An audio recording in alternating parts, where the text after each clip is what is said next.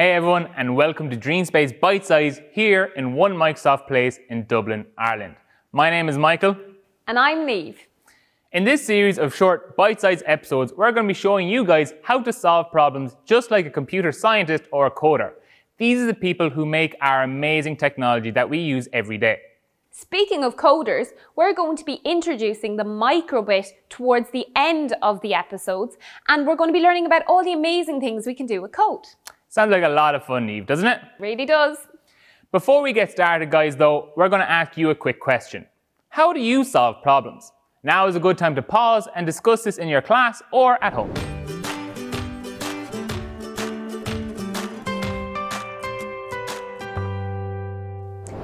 Here in DreamSpace, we love problem solving and developing upon our other skills. And that's something we're going to be working on throughout the next 6 episodes. Exactly. These episodes are all about thinking like a computer scientist and a coder.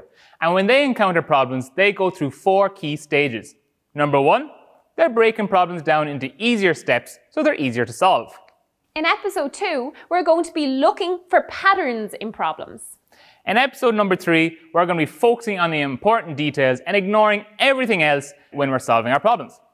And in episode 4, we're going to be creating step-by-step instructions. But before we do that, let's focus on what we're going to be doing today, which is breaking down problems. We're going to be doing this by setting ourselves a WALT. So we're going to be doing this at the beginning of each episode, and a WALT basically means we are learning to.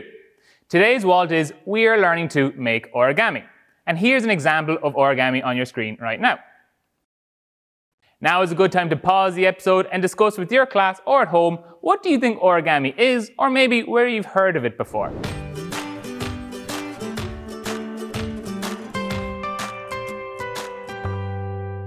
Brilliant. So hopefully you had a good discussion and you were able to come up with some times where you may have heard the word origami before.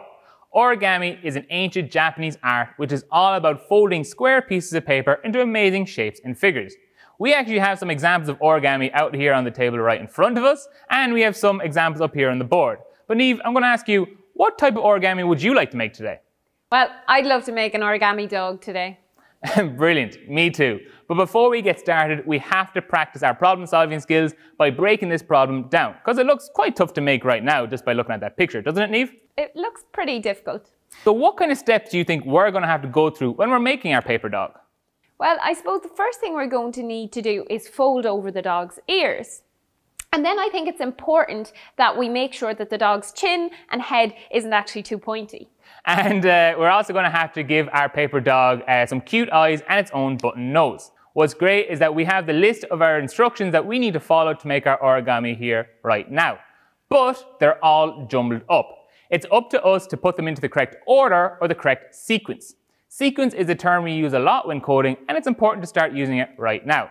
So pause the video and discuss with your class or at home what steps and what order these should be in.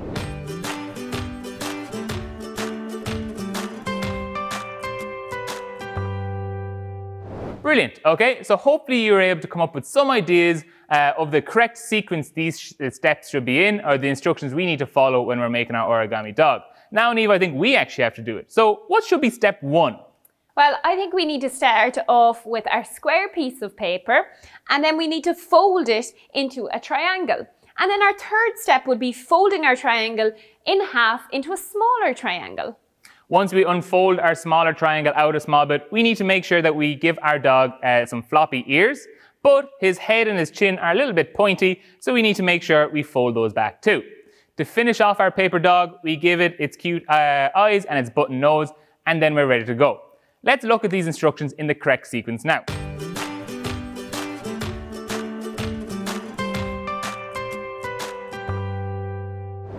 Brilliant. Okay, so now that we have our instructions in the correct sequence, we can get going. Do you want to start, Niamh? Yep, let's get folding. Brilliant. So, what colour are you going to pick for your dog? I think I'm going to go with the yellow. What about you? I think I'm going to go for this red. I'm going to make a red dog. I might even make a puppy. Oh, very nice. I'm going to go Clifford the big red dog.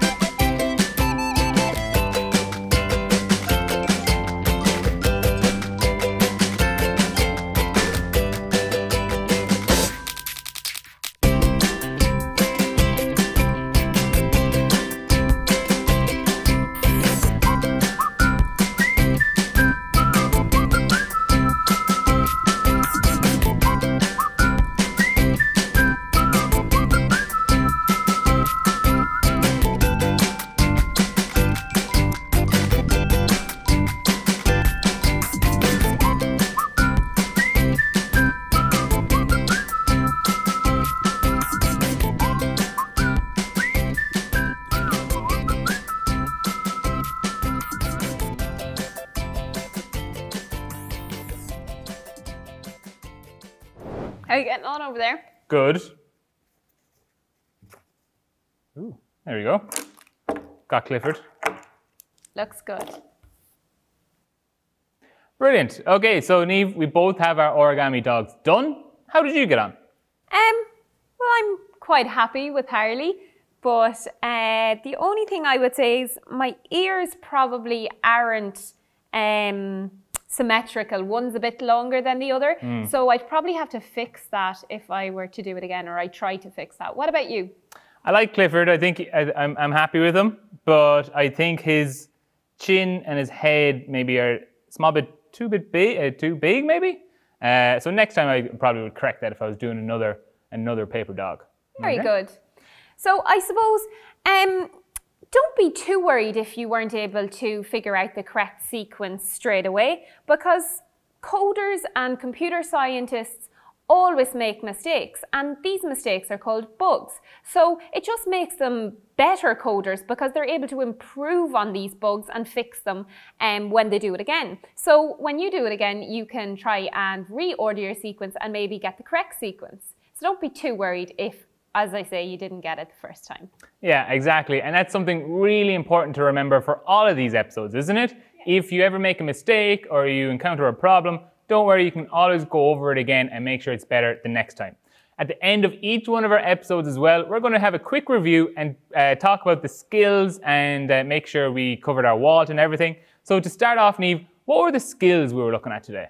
Well, I'm going to stick with sequencing. I definitely had to look at the sequence a couple of different times to make sure that I was following the correct sequence. So that was definitely a skill I used. Exactly, yeah. So making sure you were following all your instructions in the right order, wasn't it? Yep. We also really looked at breaking problems down into easier steps because remember we looked at the photo for the first time. It looked a bit difficult, but we broke it down into its easier steps and we put it into the correct sequence, and it was a lot easier then, wasn't it? It was much easier. So we've definitely achieved our skills for this episode. We also set ourselves a walt at the beginning of this episode, and can you remember what that was, Niamh? Yep, we are learning to make origami. And I think our proof is right here in front of us. We definitely achieved our wall for this episode. And lastly, guys, probably the most important one, did we have fun, Niamh? Well, I surely had fun. I don't know about you, Michael. I had a lot of fun making Clifford as well. Hopefully you guys had fun too. Now, guys, it's time for you to make your very own piece of origami. You can make a dog like us, or there's other options to pick from as well. Make sure to break down your problem into easier steps and put them into the correct order or sequence as you're going.